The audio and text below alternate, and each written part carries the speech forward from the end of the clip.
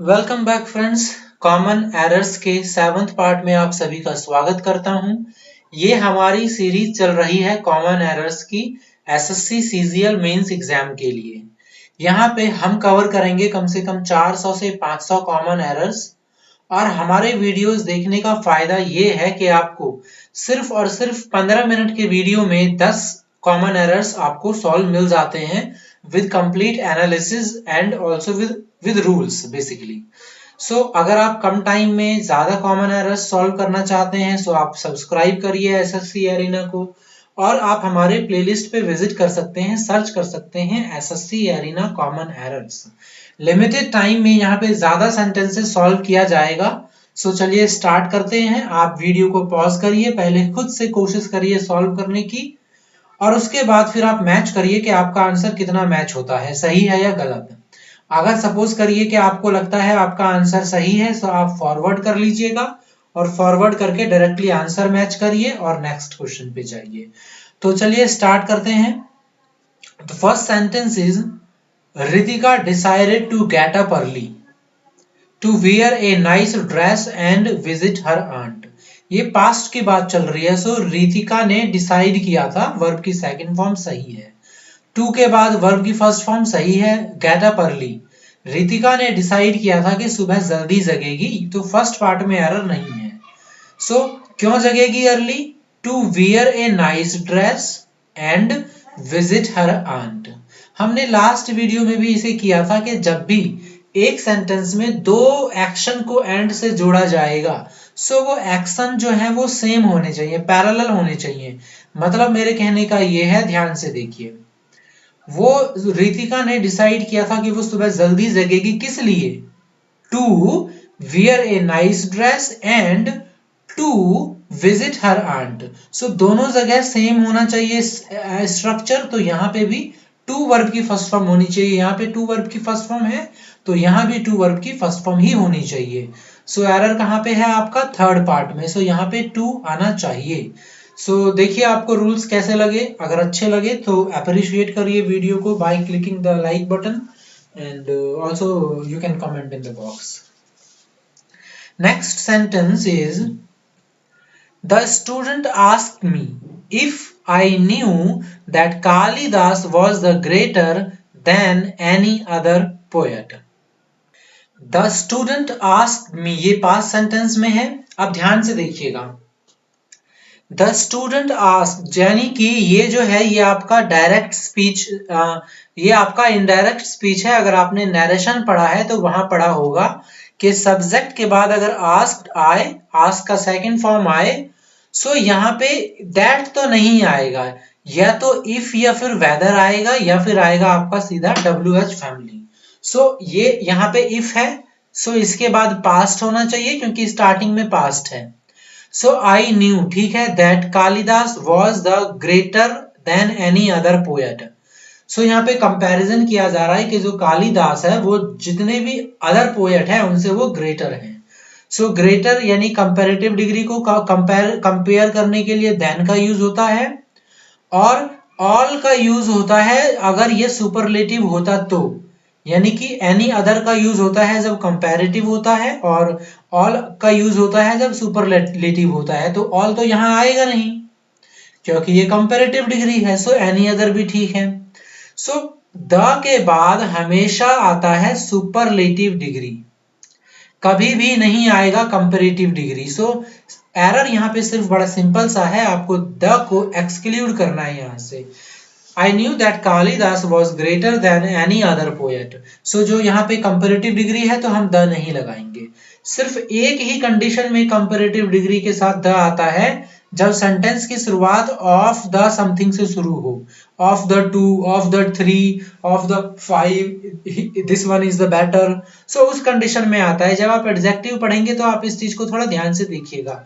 सिर्फ एक ही कंडीशन होती है जहां पे कंपैरिजन यानी कंपैरेटिव डिग्री में भी द आता है, इसके अलावा कहीं भी नहीं आएगा। सो हमें द को हटाना है यहां से। अगला सेंटेंस है हमारा if it would rains they will not come. So यहाँ पे इफ आ गया।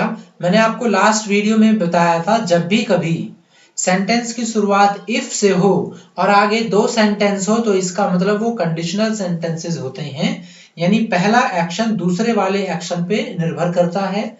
और ऐसे सिर्फ 3 ही सेंटेंस बन सकते हैं और वो सारे के सारे सेंटेंसेस आप एक ही चैप्टर में पढ़ सकते हैं, कंडीशनल सेंटेंसेस। बहुत इंपॉर्टेंट है, common error, fill in the blank, sentence improvement, तीनों के लिए। सो इफ इट, यहाँ पे अगर फ्यूचर आएगा तो यहाँ पे होना चाहिए आपका simple present. So simple present यहाँ पे रेन्स भी लिखा हुआ है, वुड भी लिखा हुआ है, सो दो दो एरर हो जाएगा क्योंकि वुड तो आ नहीं सकता। क्यों? क्योंकि विल आ रहा है यहाँ पे। सो विल का जो यहाँ पे सिंपल फ्यूचर के साथ प्रेजेंट सिंपल होता है, और अगर वुड सही होता भी तो यहाँ पे रेन्स नहीं होगा। सो अगर आप वुड को सही मानेंगे तो दो एरर निकल जाएगा, ये भी गलत हो जाएगा, ये भी गलत हो जाएगा। सो सिंपल हम वुड को काट देते हैं। अब हमारा पूरा सेंटेंस सही हो गया। इफ इट रेन्स, अगर बारिश होती है, वे नहीं आएंगे। सो एरर कहाँ है आपका? फर्स्ट पार्ट में। सो ये आपका सही हो जाएगा अगर आप इसे काट देंगे वुड को तो। अगला सेंटेंस है हमारा, myself and Roshni will take care of, सही है। The event on Sunday, Sunday के पहले ऑन आता है, ये भी सही है। इवेंट के पहले द लगा है क्योंकि ये उस इवेंट की बात कर रही है जो फिक्स है, जो संडे को होगा। तो सेकंड पार्ट और थर्ड पार्ट सही है। फर्स्ट पार्ट को देखते हैं ध्यान से। माई सेल्फ एंड रोशनी, देखिए माई सेल्फ क्या है? ये प्रोनाउन है, रिफ्लेक्सिव प्रोनाउन, जैसे हिज का हिम का हिमसेल्फ, हर का हर सेल्फ, रिफ्लेक्सिव प्रोनाउन। सो कभी भी सेंटेंस की शुरुआत आप रिफ्लेक्सिव प्रोनाउन से नहीं करते, वो नाउन या सब्जेक्ट की तरह काम नहीं करता एटलीस्ट। सो यहाँ पे रोशनी नहीं, माई सेल्फ नहीं, माई आएगा, माई भी नहीं आएगा, बेसिकली आई आएगा, क्योंकि माई जो होता है ये आपका एक तरीके से पोजेशन ही शो करता है, पोजेसिव प्रोनाउन होता है। नॉमिनेटिव केस होता है आई। सो सेंटेंस की शुरुआत आप आई से ही कर सकते हैं, आई एंड रोशनी। अब आई एंड रोशनी भी नहीं होगा, सही होना चाहिए था रोशनी एंड आई। अगर आप प्रोनाउन चैप्टर पढ़ते हैं थोड़ा ध्यान से देखिएगा, वहां पे आपने रूल पढ़ा होगा 2 3 1 1 2 3। ये है आपके जो सब्जेक्ट होते हैं, first person, second person, third person. तो सेंटेंस की स्टार्टिंग में जब नॉर्मल सेंटेंस होता है तो सेंटेंस की स्टार्टिंग हमेशा इस वे में होती है। सो यहाँ पे थर्ड फॉर्म है रोशनी, फर्स्ट फॉर्म है आई। सो सेंटेंस का जो सब्जेक्ट का सीक्वेंस बनना चाहिए वो बनना चाहिए रोशनी एंड आई। अब ये सेंटेंस आपका पूरी तरीके से सही है। सो मैंने आपको बताया एरर क्या था और सही कैसे कर सकते थे। अगला सेंटेंस चलते हैं। दोस्तों मैं आपको फिर से बता रहा हूं कि कम टाइम में आपको यहाँ पे ज्यादा सेंटेंसेस मिलते हैं। सो सब्सक्राइब कर लीजिएगा एसएससी अरेना और आप सारे वीडियोस को देखिए अपने मेंस एग्जाम से पहले। चलिए अब चलते हैं नेक्स्ट सेंटेंस पे। Little knowledge of playing volleyball that she possessed, मतलब दैट शी पोजेस्ड का मतलब वो नॉलेज जो उसके पास था वॉलीबॉल खेलने का। Proved to be helpful at the time of inaugural match, मतलब इनॉग्रल मैच मतलब कोई आरंभ किसी चीज का इनॉग्रल हो रहा होगा तो उसके लिए मैच होगा वॉलीबॉल का। सो हल्की फुल्की नॉलेज थी उसके पास, सो जिसने उसको बहुत ज्यादा हेल्प किया। जरूरी नहीं है जीत गया हो या जीत गई हो, लेकिन हेल्प किया।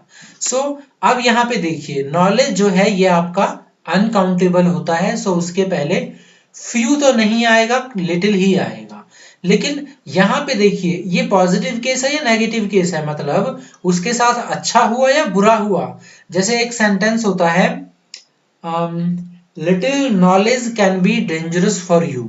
So little knowledge can be dangerous for you वो आपका नेगेटिव सेंटेंस है, मतलब तो वो सही था आपका, मतलब वहां पे नॉलेज नहीं है आपके पास। तो अच्छा यहां देखते हैं पहले आप लिटिल नॉलेज, मतलब ये सेंटेंस जो है वो पॉजिटिव है, उसके साथ अच्छा हुआ। सो इसका मतलब ये था कि उसके पास नॉलेज रही होगी। सो आपको ये देखना है कि लिटिल का मतलब क्या होता है। लिटिल का मतलब होता है कुछ भी नहीं। क्या मतलब होता है? ना के बराबर। और यही मतलब होता है फ्यू का भी, बट फ्यू होता है काउंटेबल के लिए यूज और लिटिल मतलब होता है अनकाउंटेबल के लिए।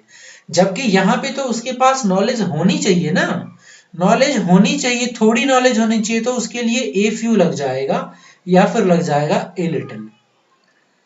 लिटिल का मतलब होता है, लिटिल नॉलेज का मतलब उसके पास कोई नॉलेज नहीं है। ए लिटिल नॉलेज का मतलब उसके पास थोड़ा सा नॉलेज है। सो यहाँ पे उसके पास नॉलेज है तभी उसको फायदा हुआ। सो ए लिटिल आएगा यहाँ पे। जो सेंटेंस एरर आपका फर्स्ट पार्ट में है, इंप्रूव करना है तो आप सेंटेंस में ए लगाइए पहले। बताइए कि रूल्स कैसे लग रहे हैं कमेंट करके। चलते हैं नेक्स्ट सेंटेंस पे। नेक्स्ट सेंटेंस है me and my wife were at home last night. So last night में आप एरर नहीं निकाल सकते, वर एट होम में निकाल सकते हैं। अगर ये प्लूरल है तो सब्जेक्ट भी प्लूरल होना चाहिए। क्या सब्जेक्ट प्लूरल है, एंड से जुड़ रहा है तो बिल्कुल प्लूरल प्लूरल है। लेकिन गलती क्या है, देखिए अभी भी मैंने आपको बताया था ना, मी नहीं होगा आई होगा। अब ये भी गलत है, माई वाइफ एंड आई होगा, क्योंकि माई वाइफ थर्ड पर्सन है और आई जो है वो फर्स्ट पर्सन है, और सीक्वेंस बनेगा 2 3 1। अगर यू भी होता तो ऐसे बनता है you my wife and I. So यहाँ पे सही बनेगा आपका माई वाइफ एंड आई। अब चलते हैं नेक्स्ट सेंटेंस पे। Essay writing is an art that requires many planning on the part of the writer. So essay writing, subject है, इज एन आर्ट, एक आर्ट है, दैट रिक्वायर्स। सो ये सिंगुलर है तो ये भी सिंगुलर आ गया। Many planning on the part of the writer. देखिए जैसे लिटिल और ए लिटिल था काउंटेबल अनकाउंटेबल, वैसे मैनी और मच भी होता है। मच का मतलब होता है अनकाउंटेबल, मैनी का मतलब होता है काउंटेबल। मैनी के बाद आप सिर्फ और सिर्फ प्लूरल ही यूज कर सकते हैं और वो भी काउंटेबल, क्योंकि मैनी मतलब हो जाता है कई, कई मतलब काउंटेबल जिसकी गिनती की जा सकती है। जबकि प्लानिंग तो अनकाउंटेबल है और इसके बाद एस भी नहीं लगा हुआ। अगर काउंटेबल होता तो मैनी प्लानिंग्स होना चाहिए था। सो यहाँ पे आपका मच प्लानिंग होगा, या फिर आप मैनी को हटा देंगे। सिंपली आप यहाँ पे मच लगाइए, आपका सेंटेंस इंप्रूव हो जाएगा। So much planning on the part of the writer. Next sentence is I used, ये पास्ट की बात चल रही है, a pair of black trousers for a week. So देखिए मैंने यूज किया था a pair of black trousers for a week. आपने एक रूल पढ़ा होगा कि जब भी कभी सेंटेंस में यहाँ पे for a week, since, some time, particular time आ जाए, पॉइंट ऑफ टाइम, सो वो हमेशा रिप्रेजेंट करता है परफेक्ट कॉन्टिन्यूअस को। So I used a pair of black trousers for a week की जगह आना चाहिए आई हैव बीन यूजिंग आना चाहिए। क्या आना चाहिए आपका, आई हैव बीन यूजिंग। सो आपका फर्स्ट पार्ट में एरर है, यहाँ पे आप लिख देंगे I have been using a pair of black trousers for a week. तो आपका सेंटेंस सही हो जाएगा, मतलब एक सप्ताह से मैं यूज कर रहा हूं pair of black trousers. So trousers हमेशा एस के साथ आएगा, ध्यान रखिएगा। आप एस नहीं हटा सकते, जैसे सीजर्स हो गया, प्लायर्स हो गया, पैंट्स हो गया, गॉगल्स हो गया, बाइनोक्यूलर्स हो गया, लास्ट में एस जरूर होगा। आप नाउन चैप्टर पढ़ेंगे तो इस चीज पे थोड़ा ध्यान दीजिएगा। Next sentence, he has made a mistake of which I am certain. He has made, he has singular, made verb की third form, he has made a mistake of which I am certain. मुझे बताइए कि जरा इसमें कैसे error है, क्या आपको मिल रहा है इसमें कोई एरर? देखिए जो फर्स्ट पार्ट है, क्या आपको इसमें कोई भी एरर दिख रहा है, या आई एम सर्टेन में, या फिर आपको लग रहा है कि ऑफ विच में ज्यादा चांसेस हैं एरर होने के?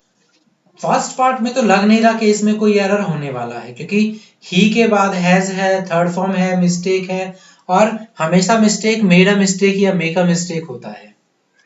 आई एम सर्टेन नहीं, ऑफ विच भी सही यूज है बिल्कुल। सो इसमें आपका जो एरर होगा वो होगा नो एरर, मतलब इस सेंटेंस में कोई भी एरर नहीं है। फोर्थ पार्ट आपका आंसर हो जाएगा। नेक्स्ट सेंटेंस देखिए, he was not allowed for the teacher to read in a low voice. तो इसमें कैसे एरर हो सकता है, जरा ध्यान से देखिए। सेंटेंस की स्टार्टिंग हो रही है ही, अब आप कहेंगे सर ही वॉज, वर्ब की फोर्थ फॉर्म होनी चाहिए यानी फर्स्ट फॉर्म प्लस आईएनजी, लेकिन यहाँ पे वर्ब थर्ड फॉर्म दे रखा है। सो ये हो जाता है आपका पैसिव वॉइस में। So he was not allowed passive voice है तो सही है। फॉर द टीचर के लिए to read in a low voice, so he was not allowed, उसको अलाउ नहीं किया गया था टीचर के लिए कि वो हल्की आवाज में पढ़े। सो देखिए जो पैसिव वॉइस होता है वो आपका ऐसा बनता है subject, verb, third form, by और ऑब्जेक्ट, यानी जो पहले सब्जेक्ट होता है जिसने अलाउ नहीं किया होता वो यहाँ ऑब्जेक्ट बन जाता है, तो फॉर नहीं आएगा, इसकी जगह बाय आना चाहिए। He was not allowed by the teacher, so ये अब सही हो गया आपका। ठीक है, तो दोस्तों देखिए कैसे हमने 15 मिनट में 10 सेंटेंस को इम्प्रूव किया। बहुत कम टाइम में आपको यहाँ पे 10 सेंटेंस मिल गए, और आपको इससे पहले के भी अगर आप देखना चाहते हैं, ये शायद 6th पार्ट था, 7th पार्ट है, तो 1 to 6 अगर आप देखना चाहते हैं सो डिस्क्रिप्शन बॉक्स में प्लेलिस्ट की लिंक है या आप सर्च कर सकते हैं एसएससी एरिना कॉमन एरर्स या SSC arena rules for common errors, आप सर्च करिए आपको मिल जाएगा। टोटल यहाँ पे हम लगभग 400 से 500 कॉमन एरर्स करेंगे, तो पूरा का पूरा मतलब समझिए कि जितने भी क्वेश्चंस बनेंगे आपका इससे क्लियर हो जाएगा। तो आप जब भी आलस्य में हो अपना वीडियो ऑन करिए, एसएससी एरिना को देखिए और अपनी सेंटेंस इंप्रूवमेंट इंप्रूव करिए। तो मिलते हैं आपसे अगले कॉमन एरर के वीडियो में। जय हिंद।